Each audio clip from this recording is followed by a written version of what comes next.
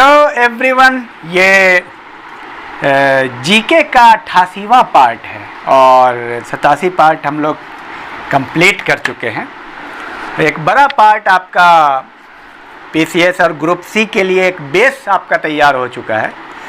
चलिए शुरू करते हैं डायरेक्ट। तो एक क्वेश्चन आया हुआ है ग्रुप सी में, भूगोल को मानव परिस्थिति विज्ञान के रूप में किसने परिभाषित किया?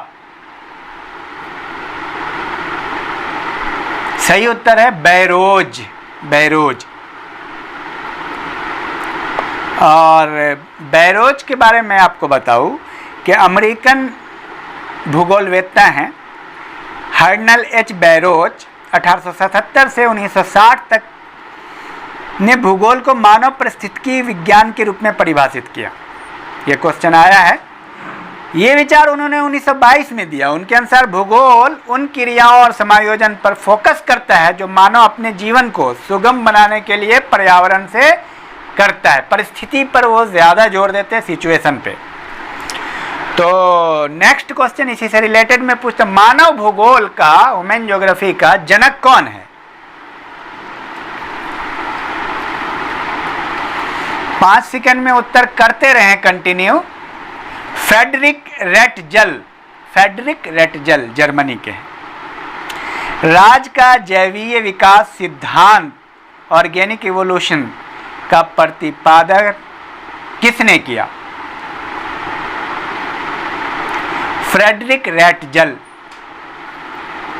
चलिए आया हुआ सवाल है, 2011 की जनगणना के अनुसार किन ने सबसे अधिक जनसंख्या दर्ज की? किस महानगर ने सबसे अधिक जनसंख्या दर्ज की, यानी सबसे ज्यादा जनसंख्या किस महानगर की है? 5 सेकेंड। मुंबई। तो जनसंख्या 2011 के आधार पर शहरों का सही क्रम जान लीजिए आप। सबसे ज्यादा है मुंबई नंबर 1 पे, फिर दिल्ली दूसरे नंबर पे, फिर कलकत्ता तीसरे नंबर पे, चौथे नंबर पे चेन्नई, 5वें नंबर पे बेंगलुरु। नेक्स्ट आया हुआ सवाल है फिर, तुर्काने चहलगामी का उल्लेख किसने सबसे पहले किया? 5 सेकंड में।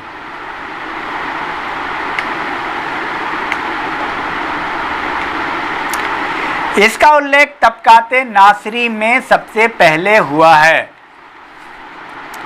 तुर्काने चहलगामी इल्तुतमिश ने, आपको पता है तुर्काने चहलगामी सरदारों 40 सरदारों का संगठन था और जो तुर्काने चहलगामी के नाम से जाना जाता है, और इसको समाप्त किया था बलबन ने।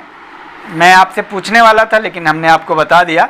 तो बहरहाल चहलगामी भी कहते हैं इसको डायरेक्ट। इल्तुतमिश ने इसका सृजन किया, 40 सरदारों का एक गठन था और बलबन ने इसको समाप्त कर दिया। इसको चहलगामी कहते हैं। इसका पहला उल्लेख तबकाते नासरी में मिलता है।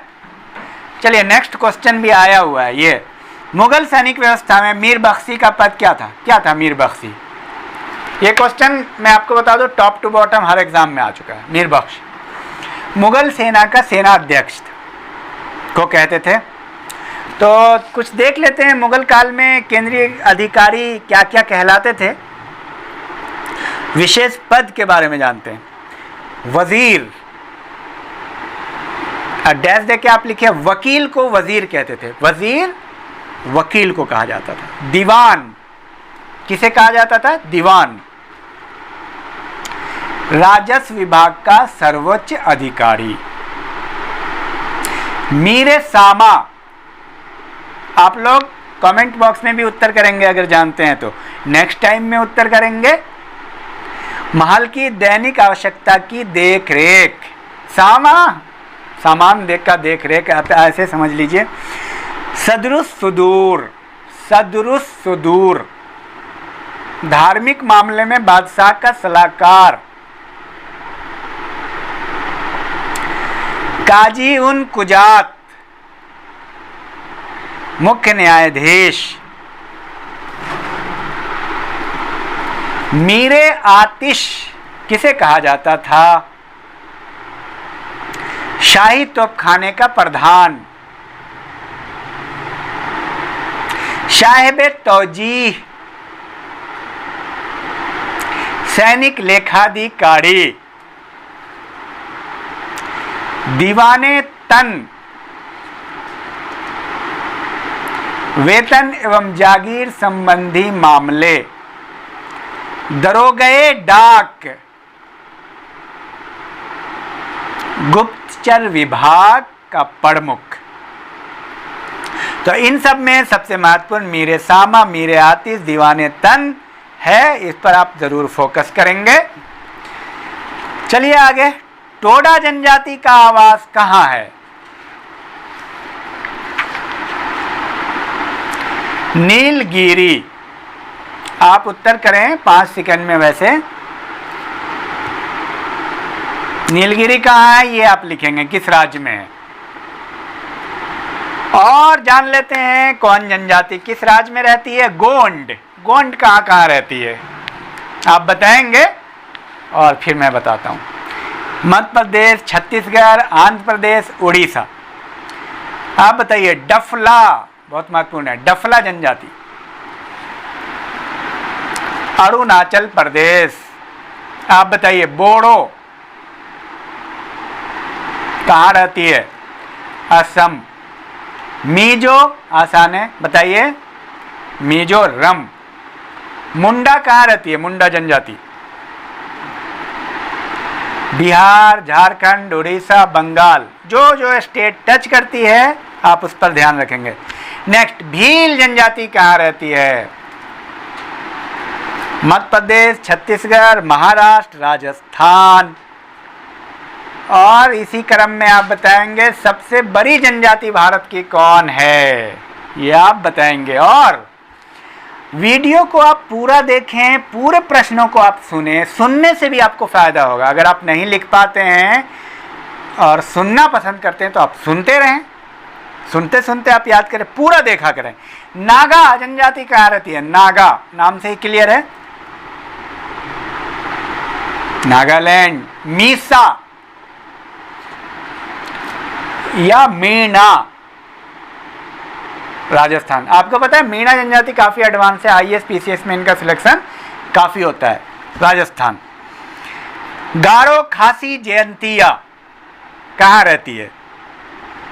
मेघालय। संथाल, संथाली भाषा 8वीं अनुसूची में है। संथाल की भाषा है, कहाँ रहती है? पश्चिम बंगाल, उड़ीसा और झारखंड। बरेली जनजाति है, अंडमान निकोबार द्वीप समूह। थोड़ा डिफरेंट है ये। और चलिए इस तरह से आप कर लेंगे, मुझे उम्मीद है आप पे। और एक क्वेश्चन आया था, धान का उत्पादन करने वाले क्षेत्र कौन से हैं? ऐसे प्रश्न आया था। तो दुनिया में धान का उत्पादन जहां होता है वहां सबसे अधिक जनसंख्या घनत्व पाया जाता है। इसका सही उत्तर था जैसे चीन, भारत। चीन दुनिया नंबर 1 पे है चावल के उत्पादन में, जहां सबसे ज़्यादा अधिक जनसंख्या घनत्व है। भारत में भी आप देखिए पश्चिम बंगाल, यूपी, बिहार, जहां धान की खेती होती है वहां जनसंख्या घनत्व अधिक होता है। और इतना ही रहने देते हैं। नेक्स्ट क्वेश्चन हम लेते हैं, 3 क्वेश्चन जिसकी बात करते हैं। चलिए 3 क्वेश्चन शुरू करते हैं। बताइए, मिस्र नील नदी का उपहार है किसने कहा? पहला सवाल था। चीन का शोक, दूसरा सवाल, कौन सी नदी है?